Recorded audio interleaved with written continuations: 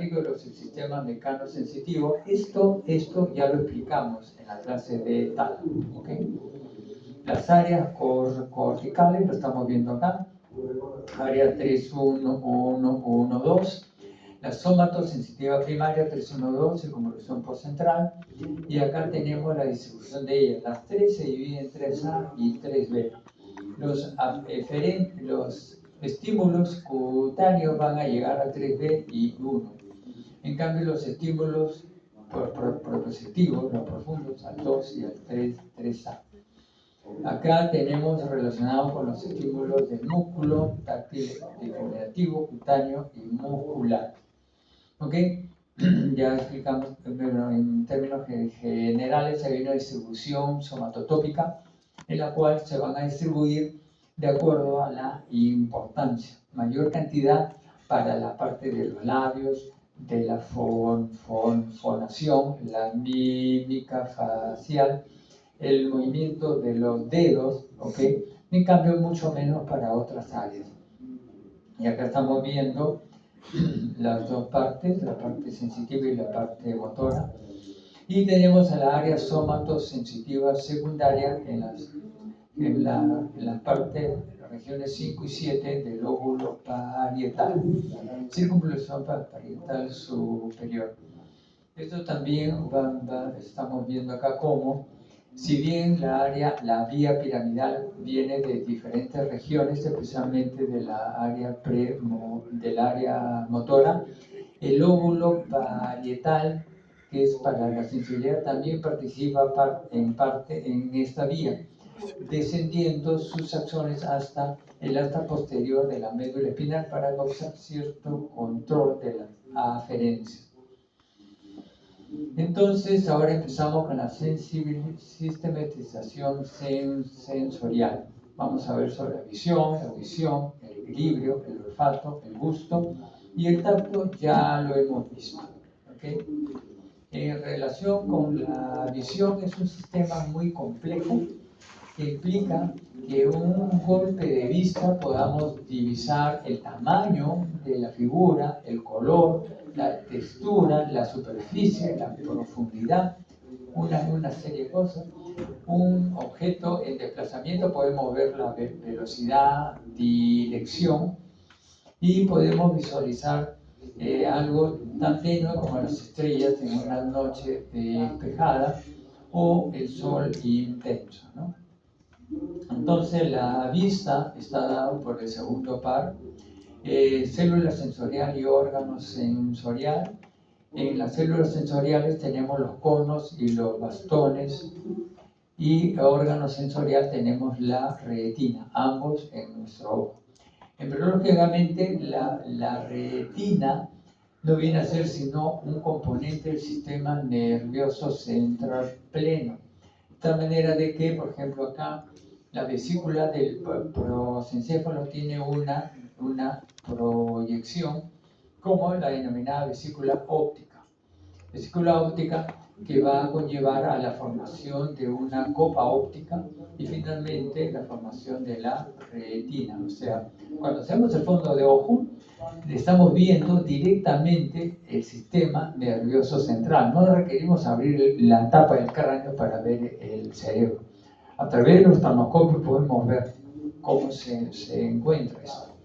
Entonces, en el ojo se distribuye, digamos, de adentro hacia afuera. Lo que está más hacia la parte central será interno, y lo que está más hacia la parte, digamos, distal del punto medio del ojo es externo. De tal manera que, haciendo un corte en este nivel, vamos a ver la retina. Y dentro de ella, en la parte más externa, vamos a ver la capa de los conos y los bastones. Hay 4.5 millones de conos, mientras hay 90 millones de bastones. Y tiene una función diferenciada. Los bastones tienen una baja resolución espacial, pero una gran sensibilidad a la luz.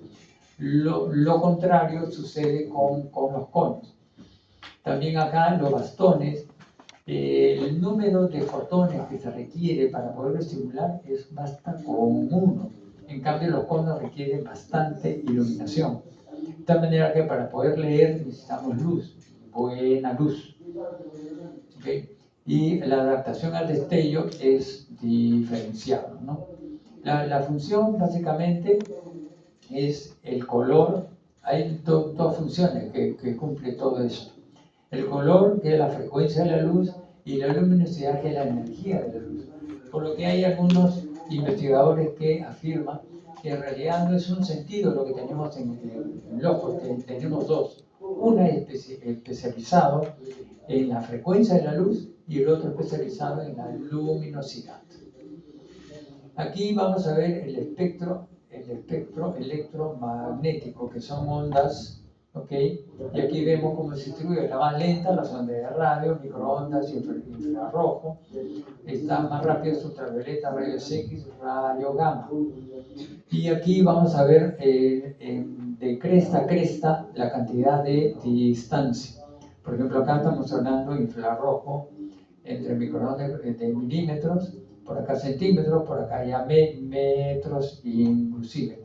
En cambio, para acá ya hablamos de nanómetros o picómetros. Para tener una idea, un nanómetro es igual a 10 a la menos 9 metros, una millonésima de metro. Y un picómetro, 1 a la 10 a la menos 12 metros, es decir, una billonésima de metro. Para tener una idea, más o menos, del tamaño de la onda, acá vemos la distribución comparativa en el tamaño de cada uno de ellos. ¿Okay? Pero veamos una pequeña franja, prácticamente mínima, de todo el espectro electromagnético es lo de la luz visible, que va desde los 400 a los 700 nanómetros. ¿Okay? La función visual es entonces la luminancia, diferencia espectral, orientación, movimiento. Aquí no vamos a hablar de todos ellos, lamentablemente. La vía visual empieza en lo que es la parte de las células bipolares.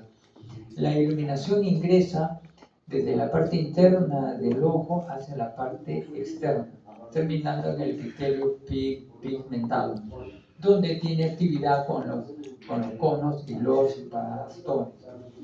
Vamos a ver que el campo visual va a tener una visión macular en el centro y una visión periférica. Y vean ustedes cómo esta visión macular ocupa una extensa región a nivel del área visual primaria y está en el polo occipital. En cambio, el área visual secundaria ocupa menos espacio, es decir, el área macular es mucho más importante. La primera neurona de la vía es las células bipolares. La segunda son las células ganglionares, ambas están en la retina, y el axón de la célula ganglionar va a formar los nervios ópticos, se entrecruzan 60% de ellos en el quiasma óptico, siguen por los tractos ópticos o bandeletas ópticas, hasta, que está en el ojo, hasta la neurona número 3, que es el cuerpo geniculado lateral, que está en el tálamo a nivel del diencéfalo. Y desde este punto, las fibras tálamo corticales van a formar lo que es la última parte. ¿Okay? Los defectos en el campo visual lo estamos viendo acá. Por ejemplo, una lesión en el nervio, por ejemplo en este caso el nervio óptico derecho, nos va a dar pues una ceguera monocular derecha. Una lesión a nivel del quiasma óptico podría darnos una heminosia heterónima bitemporal. Una lesión a nivel lateral del quiasma óptico, una heminosia nasal derecha. Una lesión a nivel de las radiaciones ópticas nos puede dar una hemianopsia homónima izquierda. Aquí hubo una lesión específica de determinadas radiaciones apenas salen del cuerpo geniculado, nos puede dar una cuadrantanosia homónima superior y izquierda. Finalmente, una lesión a nivel de las radiaciones ópticas completas nos da una hemianopsia homónima izquierda. La diferencia entre que una lesión en todas las radiaciones ópticas o la mayor parte de ellas saliendo del tálamo o llegando a la corteza es clara.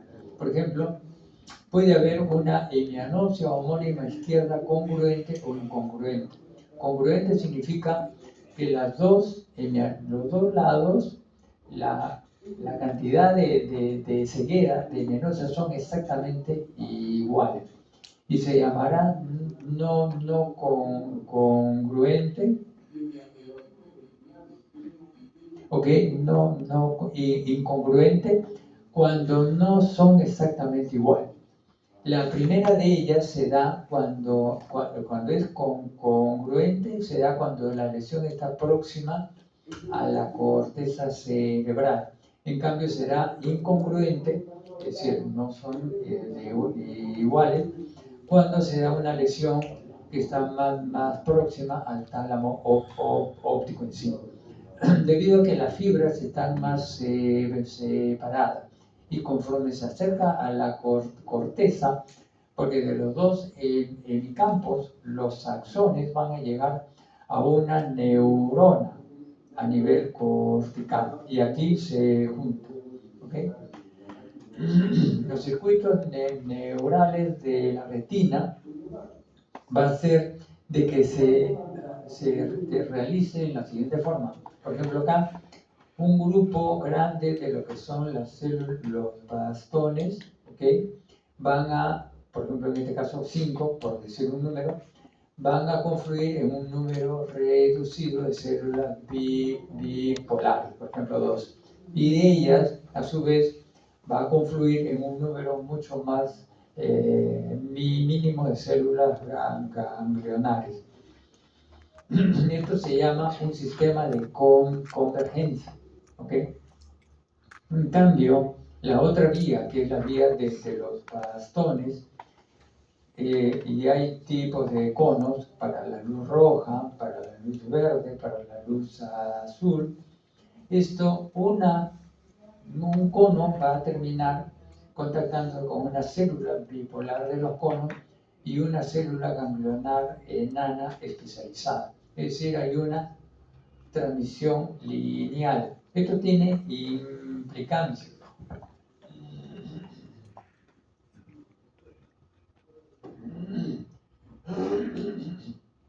Tal manera de que en este caso vamos a ver una visión escotópica, es decir, basta que un fotón estimule una célula de un cono para que la vía se active, de tal manera que podemos tener la capacidad de poder visualizar, aunque no bien claro está, pero poder ver en la penumbra, en la casi oscuridad. Se puede ver algo gracias a esto. En cambio acá se requiere pues 600 fotones para estimular a un cono y tiene que estimularse bien para que la vía funcione. Esta es una visión fotópica.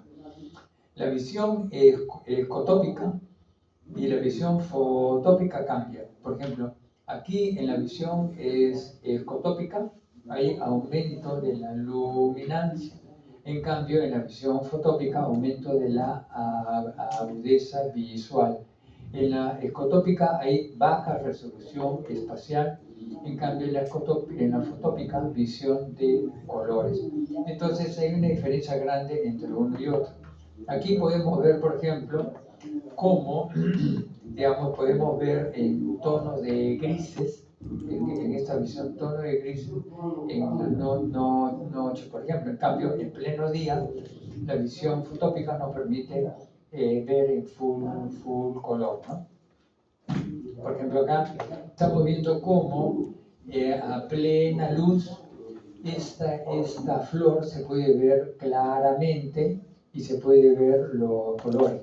Conforme atardece, los colores son menos vivos, pero es lo mismo. y en la noche finalmente solamente podemos ver en tonos de grises. ¿Por qué razón? Porque en el primero está actuando plenamente la visión fotópica. Aquí ya deja de funcionar bien y aquí no funciona en absoluto. Solamente está funcionando la visión ecotópica. Otras células que tenemos son las células horizontales y las células amacrinas. ¿Okay? La distribución de los conos y bastones en la retina, vamos a ver que acá tenemos la mácula, que es el punto donde converge la luz. Y la mácula tiene un diámetro de 5 milímetros y se encuentra en el punto en el cual incide justamente la luz. Y acá lo estamos viendo. La mácula es esta. Y la mácula tiene una parte central que se llama fóvea de 1.2 milímetros y una foveola de 300 micrómetros. En este punto están apretados los conos y solamente hay puros conos. Y los conos van progresivamente disminuyendo conforme se alejan. Pero los conos solamente están a nivel de la mácula. Entonces esta es la denominada visión macular. Pero esta visión, debido al tamaño de la mácula, apenas de todo el campo visual, que son 180 grados, vemos 6 grados, nada más. De tal manera de que aquí, por ejemplo, cuando vemos a esta niña y la vemos así, en realidad no es cierto esto. No lo vemos en esta forma. Por ejemplo, en este caso, en este señor, nos centramos en sus dientes y en realidad lo único que vemos bien son los dientes, el resto no lo vemos bien. No hay forma, lo vemos así. Lo que pasa es de que el cerebro trabaja para que no se vea así. Si nosotros dirigimos la mirada hacia el ojo izquierdo, lo vamos a ver realmente así, el resto no. Y esto se puede ver haciendo el experimento sencillo de leer, por ejemplo, en este momento. A ver, por favor, en este momento las copias, las hojas que tengan, pónganlo en una distancia solamente de lo que está escrito, vean una palabra. Y de la palabra solamente vean una letra. Y sin mover el ojo de esa letra, lean la palabra. Se puede leer. Ahora intenten, sin mover el ojo, leer la palabra que está antes, después, arriba, abajo. Ya no es tan fácil. Y unas posteriores, anterior, posterior a esta, o dos renglones, tres hacia arriba y hacia abajo, no se puede leer. No se puede leer porque el campo visual, el campo de la visión macular es de 6 grados solamente. ¿Ok? De tal manera de que el que pierde la visión macular son virtualmente ciegos.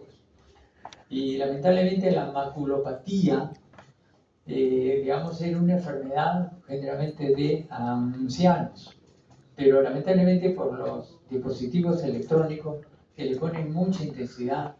Yo he ido a congresos durante muchos años y siempre digamos, la cantidad de luz que se ilumina acá no es muy fuerte y eso es bueno.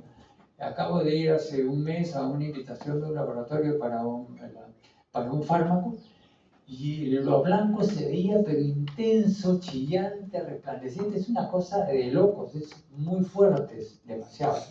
De tal manera que esto hace que las células, los conos se agoten y se mueran.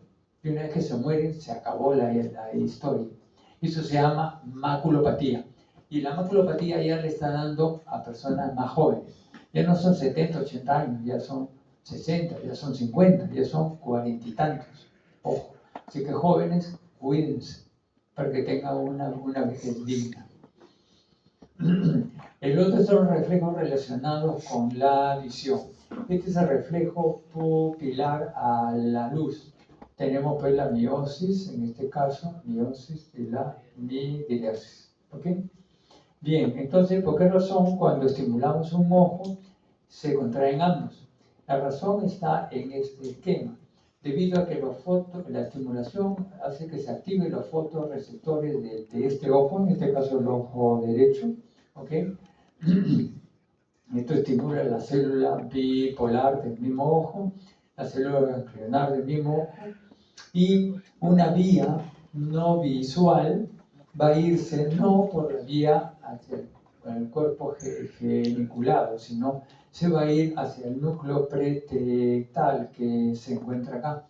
Entonces, desde este punto va a haber un axón ipsilateral y contralateral atravesando la comisura blanca posterior hacia lo que es el núcleo de Edinger-Westphal bilateralmente. Ya hemos hablado del núcleo de Edinger-Westphal, que es un parasimpático que está a nivel mesencefálico con colículos superiores, y cada uno de ellos es la neurona número 1 de esa vía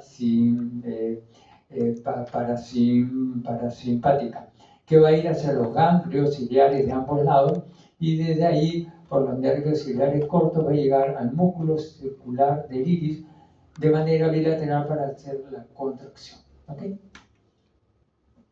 Dirigir los ojos hacia un objeto de interés es fundamental, porque hay una serie de núcleos y estructuras subcorticales del tronco cerebral que hacen de que, digamos, de manera, aunque estemos fijando la vista en un solo punto durante un largo tiempo, en realidad eso no es cierto.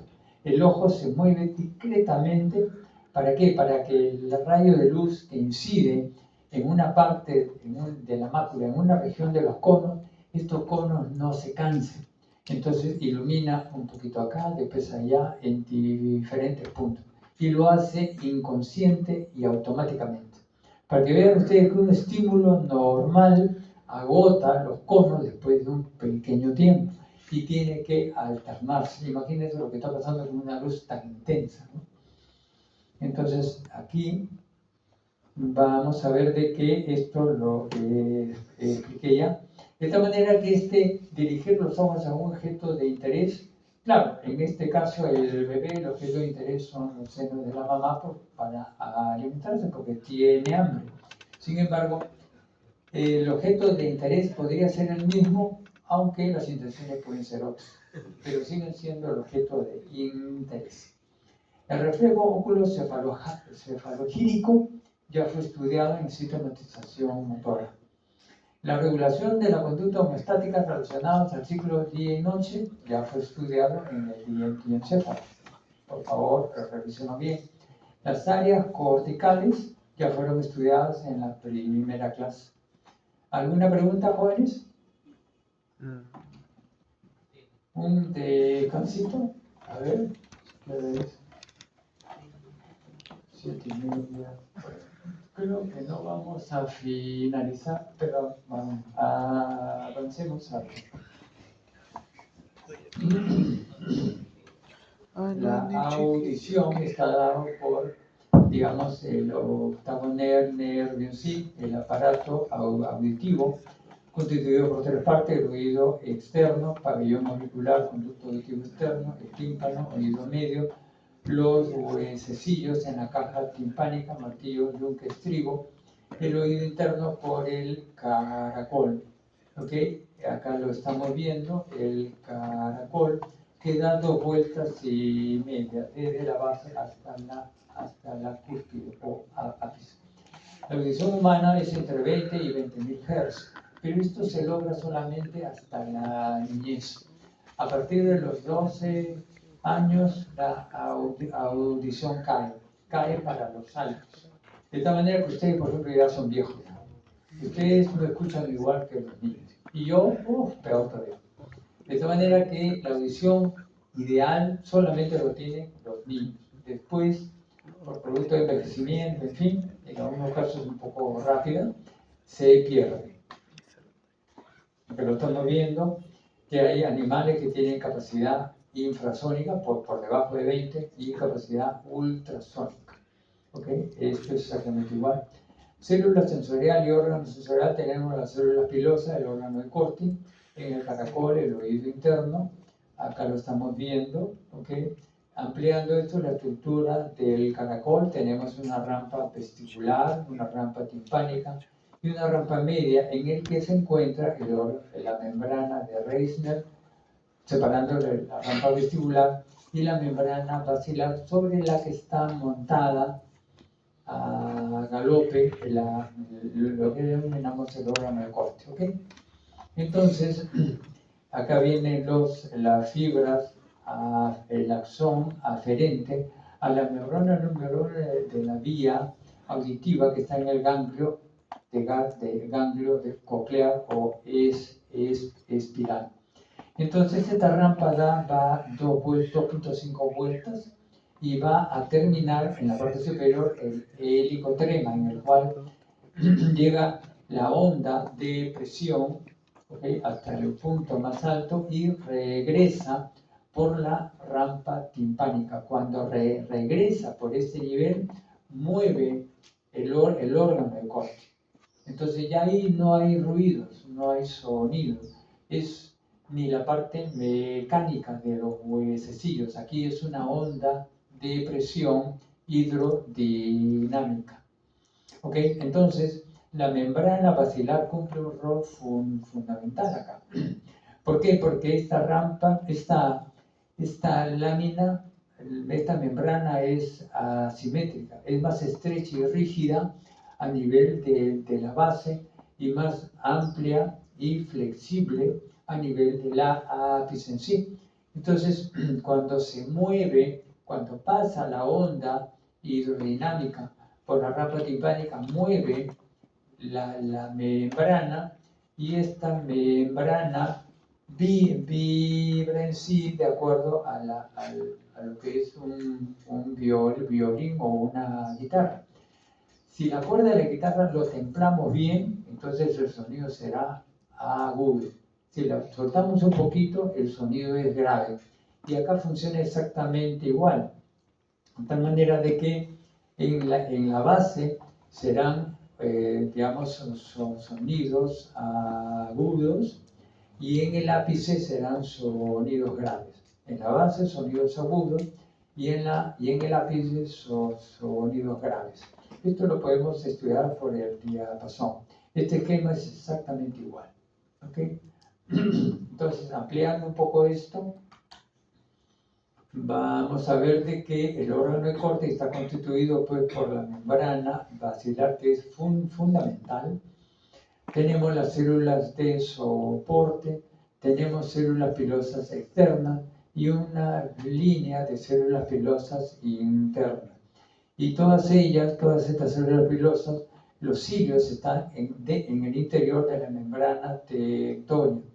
Y acá tenemos el axón aferente y la neurona bipolar del ganglio coclear. Entonces, cuando pasa la onda de presión, mueve el órgano de corte en esta forma y en esta forma. De tal manera de que los cilios que están dentro de la membrana tectórica van a sufrir un desplazamiento hacia un lado y hacia el otro lado. ¿Ok?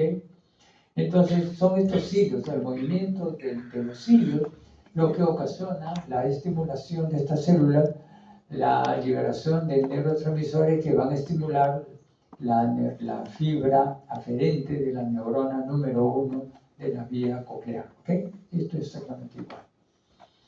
Entonces, la vía auditiva tiene su primera neurona a nivel de ganglio espiral, que está en la columela del oído interno.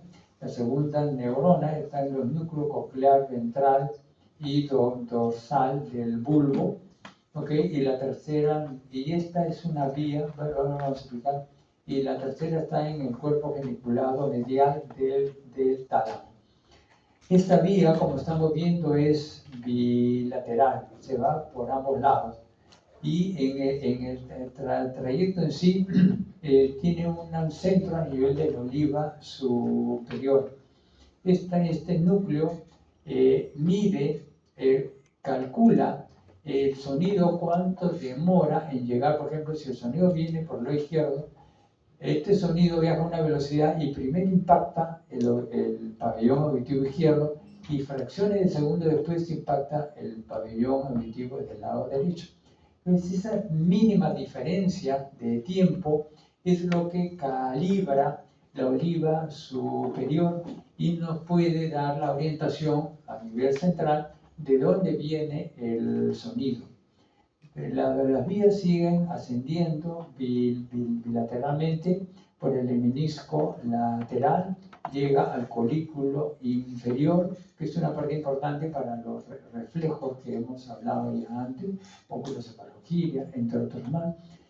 Y de ahí asciende finalmente hasta la neurona número 3 y de aquí a la corteza cerebral. Se han hecho muchos estudios de la visión monaural del lado izquierdo, del lado derecho y dicótica, es decir, por ambos lados. Desde el estudio ya clásico de Kimura de 1963 se hizo una serie de estudios de este tipo y se vio que la vía era bilateral. Sin embargo, con una vía contralateral de acceso directo, es decir, si yo escucho por mi oído izquierdo y va por los dos lados, va preferentemente por el lado, se cruza y va para el hemisferio derecho, y tratando de inhibir la audición para el hemisferio izquierdo. De tal manera que en audición dicótica la información contralateral inhibe la información ipsilateral. De tal manera que el oído derecho en sí, como es mejor para el análisis verbal, ¿por qué razón? Porque si hay este fenómeno, lo que escuchemos con este oído va a irse preferentemente al hemisferio izquierdo. Y como la mayoría somos dominantes para el lenguaje en el hemisferio izquierdo, las palabras se van a escuchar mejor con este oído. Entonces, cuando hay mucho ruido y quieren escuchar un buen chisme, no ponga su oído izquierdo, ponga su oído derecho. Especialmente si llegó a la clase de neuroanatomía. En cambio, el oído izquierdo, por ejemplo, es mejor para el análisis no verbal, porque el hemisferio derecho está más especializado en lo que es el componente de la música.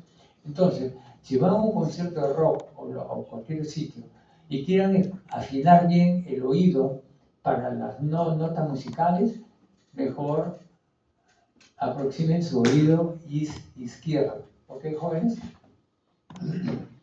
Con mis sincronizados hay inhibición absoluta contralateral. Las áreas corticales ya fueron estudiadas en la primera clase. El equilibrio está dado por el octavo nervio, célula sensorial y órgano sensorial. Célula sensorial, células pilosas y el órgano,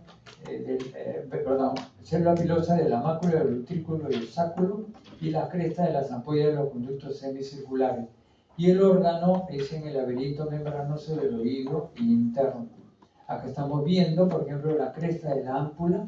Entonces, el desplazamiento de la cabeza hacia los diferentes puntos va a hacer de que el lípido, la endolinfa del conducto semicircular permanezca y hace de que el desplazamiento mueva la cúpula hacia un extremo o hacia el otro, moviendo estos cilios de las células pilosas y causando la estimulación.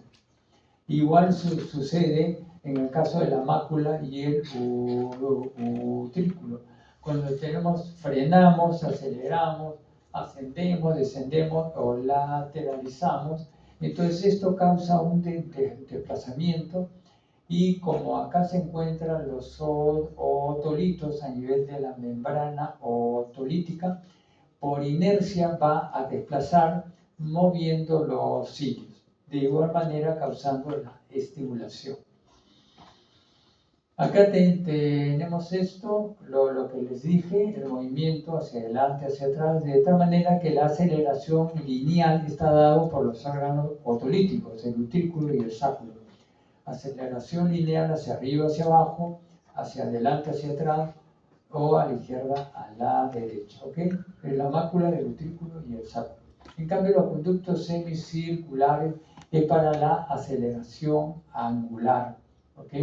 Acá lo estamos viendo, el desplazamiento de la cabeza en círculo va a ser de que el líquido que permanece en el mismo sitio desplace la cúpula. Y acá lo estamos viendo, el conducto semicircular superior, que es sagital, va a estimularse por movimiento de la cabeza hacia adelante y hacia atrás. Hacia adelante y hacia atrás, porque el superior es en esta forma, ¿ok? De esta manera que el desplazamiento lo hace. En este otro caso, el conducto semicircular posterior es en esta forma. De tal manera que serán los desplazamientos laterales lo que van a causar esto, ¿no? Hacia un lado y hacia el otro. Y por último, el conducto semicircular lateral está en esta forma. Uno es así, el otro es así, el otro es así. Entonces, esta última es posición horizontal y es el movimiento del giro de la cabeza hacia la derecha o a la izquierda. ¿Ok, jóvenes? El reflejo vestíbulo ocular ya fue estudiado en el sistematización motora. Los centros del tronco cerebral para el mantenimiento del equilibrio y la postura ya fue estudiado en sistematización motora. La vía vestibular, tenemos la primera neurona en el ganglio de Scarpa, segunda neurona en los núcleos vestibulares, y van a subir ipsilateralmente hasta la neurona número 3 que está en el tálamo. ¿Okay?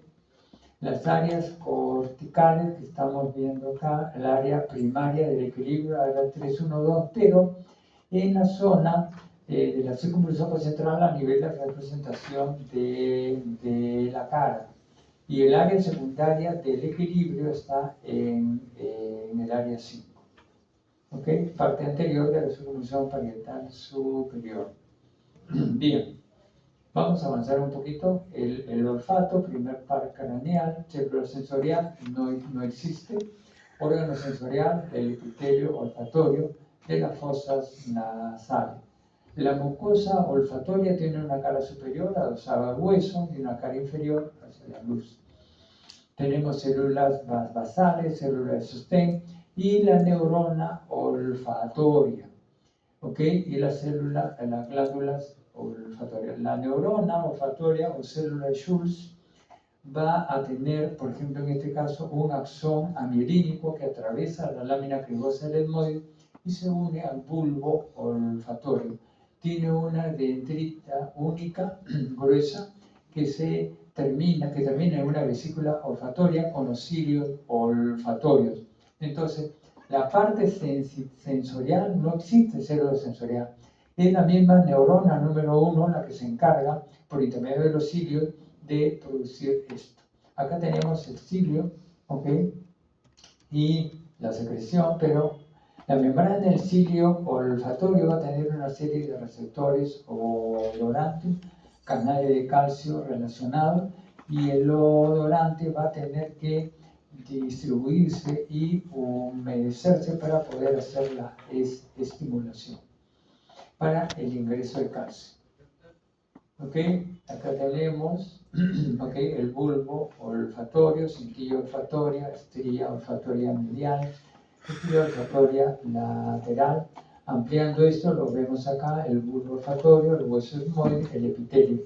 La mucosa se encuentra en este nivel, las células olfatorias, con los axones angiolínicos que atraviesan y llega a estimular las células mitrales de las células en penacho a través de los glomérulos olfatorios, interneuronas que se encuentran ahí, y finalmente los axones esto es exactamente igual, lo que hemos visto, ¿okay? Y las neuronas, los axones de las neuronas mitrales y en penacho, más que nada las mitrales, van a irse directamente va a irse hacia lo que es la parte de la corteza cerebral. Aquí el núcleo olfatorio va a intervenir para poder enviar a axones a lo que es el otro bulbo a través de la conducción blanca anterior.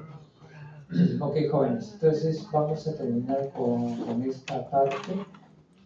Entonces acá vemos cómo el núcleo olfatorio anterior interviene para que esta vía que es ipsilateral pueda pasar al otro bulbo olfatorio y de aquí irse al otro hemisferio. A ver qué hora es. Ya son las 9. Bueno, jóvenes, entonces la pregunta viene.